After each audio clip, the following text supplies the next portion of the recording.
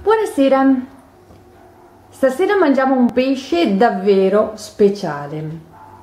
Sono sgombri e suri che mio marito Paolo ha pescato ieri. È andato a pesca con degli amici, hanno affittato un barcone e si sono divertiti molto, e questi sono alcuni dei pesci che ha portato a casa. Pesce freschissimo. Questa sera abbiamo ospiti e abbiamo deciso di fare questi 3 pesci ai ferri e gli altri invece al forno, nel modo che adesso vi andiamo a mostrare. Intanto Paolo ha preso un suri e sta ricavando 2 filetti. La ricetta di questa sera è veramente molto semplice, però veramente molto appetitosa. Ecco, per Paolo prepara i filetti, ha tolto la testa, ha tolto l'interiore, ha tolto le spine e adesso sta ricavando la parte di carne, quella buona.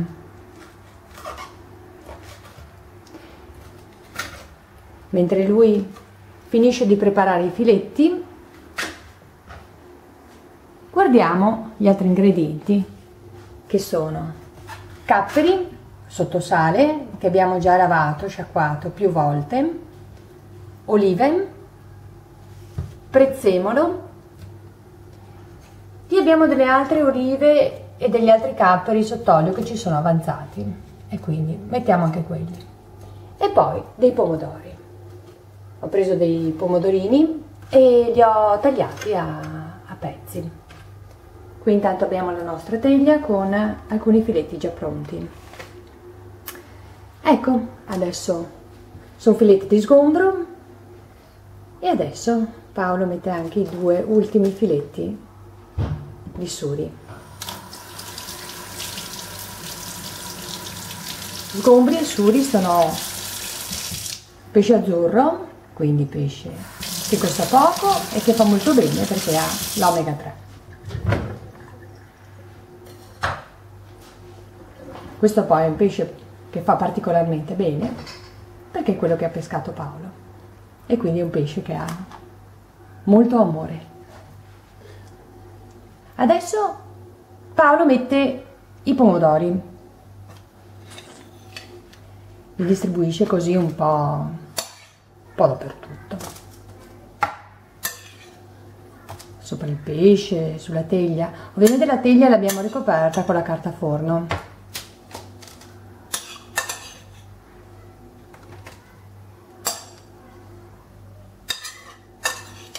I pomodori vanno distribuiti così. Adesso siamo ai primi di settembre, è ancora stagione di pomodori.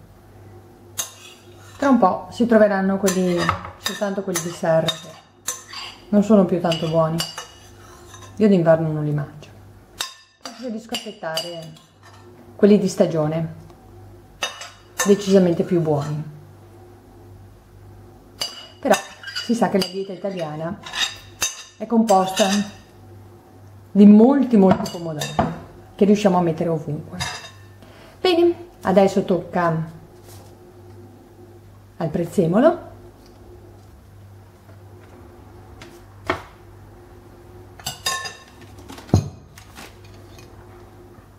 Questo è il prezzemolo che noi abbiamo già preparato con dell'aglio.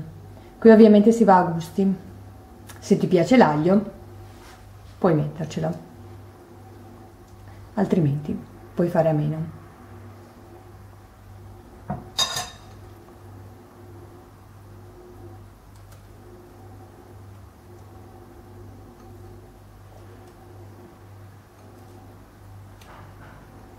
Ecco, Paolo sta distribuendo bene il prezzemolo un po' ovunque.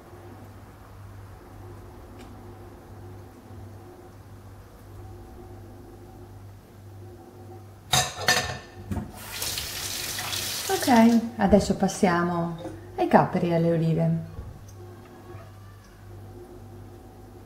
Anche qui un po' sparsi.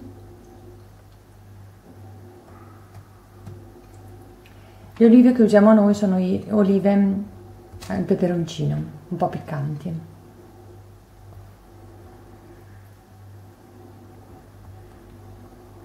Abbiamo anche delle altre olive, dicevo, olive che abbiamo avanzato, usiamo anche queste, sono delle olive taggiasche sott'olio, molto molto buone. L'oliva taggiasca è un'oliva ligure, piccolina e molto saporita. Un'oliva dalla quale si ricava anche dell'olio d'oliva, olio extravergine d'oliva. L'unico olio ammesso nella nostra cucina.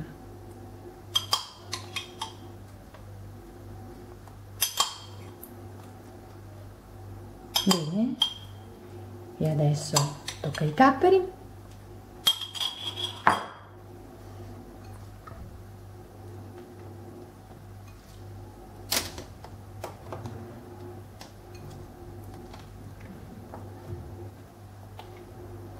Anche qui abbiamo anche qualche capero che ci avanza, i caperi sott'olio.